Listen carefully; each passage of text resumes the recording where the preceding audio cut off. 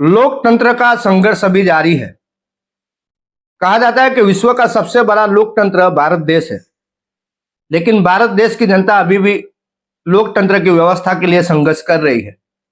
और हमारे मोदी साहब जो कहते हैं, दुनिया ने ये मैं भी आपके जान सामने पेश लिया करता है हूं कि भारत का लोकतंत्र कितना जीवंत है और कितना मजबूत है। लोकतंत्र कितना जीवंत है और कितना मजबूत है।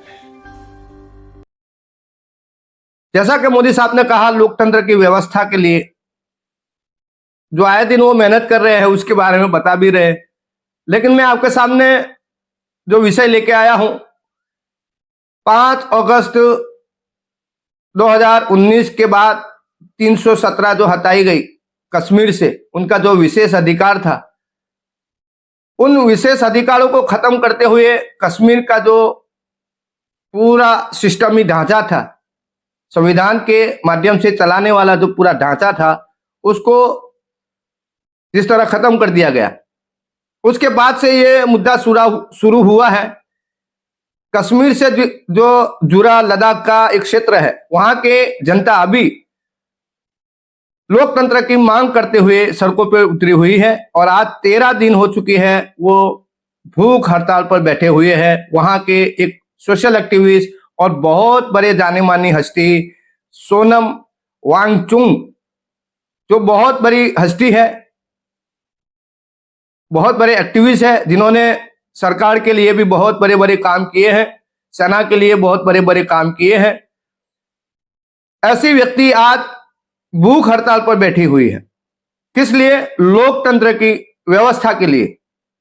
और बीजेपी पार्टी ने पिछले चुनाव में जो उनको वादे किए थे, घोषणा पत्र जो जारी किया था, उस घोषणा पत्र को दिखा दिखा कर वो ये आवाज उठा रहे हैं कि बीजेपी पार्टी ने जो अपने वादे किए थे उस वादे पे वो खरी उतरे और यहाँ हमें प्रजातंत्र की व्यवस्था के लिए, लोकतंत्र की व्यवस्था के लिए हमें असेंबली दे। और दूसरी उनकी मांग है कि वो चाहते हैं कि इस लद्दाख क्षेत्र में पूंजीवाद हावी ना हो, वहां के पहाड़ को, वहां के जो कल्चर और नेचर है उसको खत्म ना किया जाए, उसको बचाने के लिए वो संघर्ष कर रहे हैं। सबसे पहले आप सोनम वांगचुक का जो वीडियो है आपको मैं आपके सामने पेश कर रहा हूं, आप उसको देखिए। अनशन का 12वां दिन ख़त्म हो रहा है और आज यहाँ पर बहुत लोग, लगभग 5000 से भी ज़्यादा जमा हुए एक दिन का अनशन हमारे साथ रखने के लिए, क्योंकि आज रविवार था और भारत के तकरीबन 25 शहरों में छोटे छोटे प्रदर्शन और अनशन हुए। आप सबका मैं धन्यवाद करता हूँ। आज मैंने सोचा कि कुछ लद्दाख की मांगों के बारे में जो भ्रम फैले हैं, मिथ हैं, वो साफ़ कर दूँ। पहली बात तो अभी के सरकार के काल में लद्दाख के साथ बहुत बड़ा धोखा हुआ। 2 बार उन्होंने चुनावी घोषणा पत्रों में लिखित में वादे किए कि लद्दाख को 6वें शेड्यूल में संरक्षित किया जाएगा और उसी के बुनियाद पर 2 बड़े चुनाव भारी बहुमत से जीते, मगर उसके बाद उन्होंने पैर खिसक लिए और अभी तो साफ मुकर गए। अब कहने को कारण हमें ये बताया जाता है कि 6वें शेड्यूल में आपका विकास नहीं होगा, मगर 6वां शेड्यूल तो विकास के खिलाफ नहीं है। वो तो सिर्फ ये कहता है कि स्थानीय जनजातीय लोगों के समन्वय के बिना कुछ भी नहीं हो सकता है। उनके समन्वय के साथ, यानी कि उनको दिए गए डिस्ट्रिक्ट काउंसिल जो कि असेंबली के छोटे रूप हैं, वहां पर चुने हुए प्रतिनिधियों के समन्वय के साथ कुछ भी हो सकता है। अगर वो चाहें तो फिर इंडस्ट्री को लाए, माइनिंग को भी लाए। ऐसा विकास के खिलाफ 6 शेड्यूल में कुछ भी नहीं है। तो ये तो हुआ 6वां शेड्यूल। लद्दाख का दूसरा सबसे बड़ा मांग है स्टेटहुड या यूटी विद लेजिस्लेटिव असेंबली, कम से कम, जहां पर चुने हुए प्रतिनिधि भेजे जाए। अब इसके बारे में फिर 2 मिथ, 2 भ्रम फैलाए जाते हैं कि लद्दाख बहुत छोटा है, इतने छोटे से जनसंख्या को स्टेटहुड या लेजिस्लेटिव असेंबली नहीं दिया जा सकता है।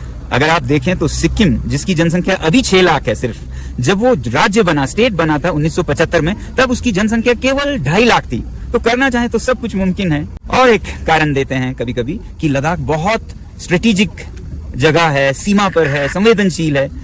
फिर अरुणाचल प्रदेश से ज्यादा संवेदनशील क्या होगी? अरुणाचल प्रदेश तो बिल्कुल सीमा पर है और आए दिन वहां भी समस्याएं होते हैं, मगर वो तो स्टेट है, राज्य है, फुल फ्लेज, और वो अच्छी तरह से चल रहा है। तो ये तो लद्दाख के लोगों के साथ एक उनकी इंसल्ट है, अपमान है कि हम आपके हवाले इस जगह को नहीं रख सकते हैं। जबकि सच ये है कि लद्दाख के लोग जिस तरह से सेना के साथ कंधे से कंधा मिलाकर युद्ध भूमि तक हर एक युद्ध में, चाहे वो 1948 हो, 62 हो, 65 हो, 71 हो, 99 हो या 2020, ऐसे कोई दिल्ली में, न हरियाणा में, न पंजाब में लड़ा था।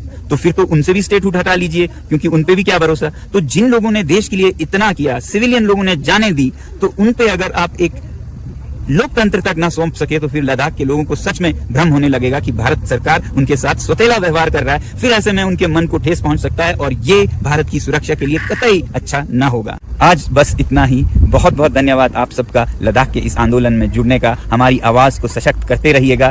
धन्यवाद, नमस्कार, जुले, जय हिंद। लोकतंत्र का संघर्ष अभी जारी है।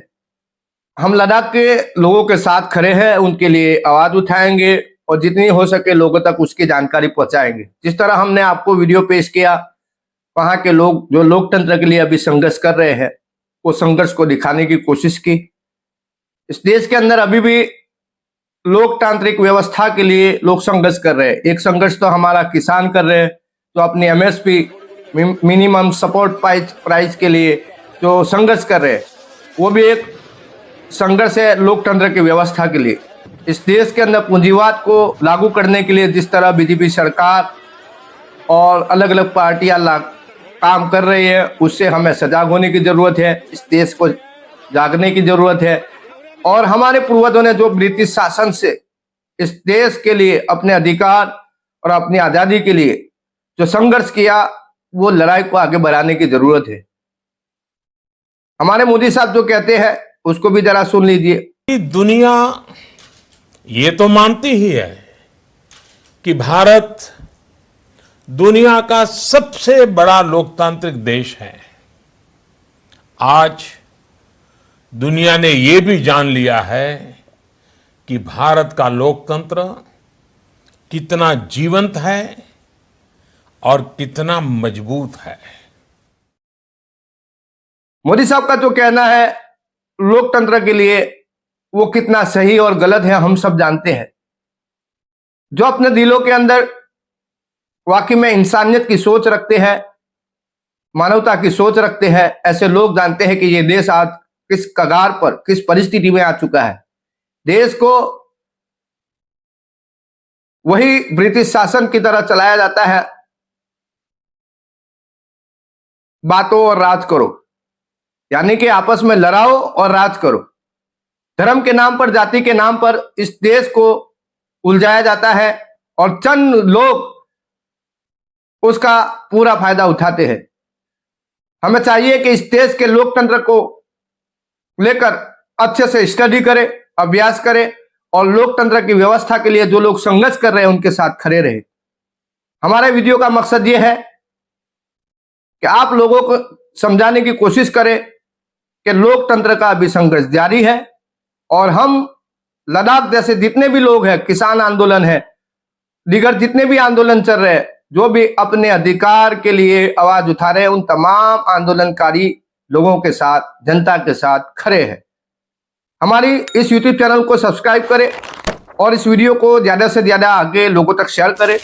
हम उम्मीद करते हैं कि हमारे आने वाले काम को और मजबूत बनाने के लिए आप हमारे वीडियो को लाइक करते हुए, कमेंट करते हुए हमारे वीडियो को शेयर जरूर करेंगे। अल्लाह हाफिज, अस्सलाम वालेकुम वरहमतुल्लाहि वबरकातुहू। करप्ट राज्य है, लद्दाख में बहुत बड़े स्तर पर होने लगा। कुछ कदम भी उठाए गए, कुछ अदल बदल भी हुए, मगर हमें नहीं लगता है कि सफाई अभी भी है। अगर आप देखें पिछले 3-4 सालों का खनन करें कागजों को, तो बहुत बरमान मिलेंगे आपको करप्शन के। मैं खुद आपको कई ऐसे मिसालें और सबूतें दे सकता हूं। तो ये हाल है लद्दाख का और ऐसा ही हाल देश में भी लग रहा है। आप बहुत कोशिश कर रहे हैं मगर हालात बहुत अच्छे नहीं हैं। ऐसे में बहुत जरूरी है कि देश को भरोसा हो कि हमारी सरकार, हमारे नेता भरोसे पर खरा उतरेंगे। तो हम लद्दाख से ये गुहार करते हैं कि सबसे पहले तो ये जो इलेक्शन के मैनिफेस्टो हैं उन पर अमल करके आप देश को बताएं कि इलेक्शंस गुड्डा गुड्डी का खेल नहीं है, बच्चों का खेल नहीं है। इसमें जो वचन दिए जाते हैं उन्हें पूरा किया जाता है और लद्दाख की जनता इसी उम्मीद पर आज यहाँ आई है कि आप ऐसा जरूर करेंगे।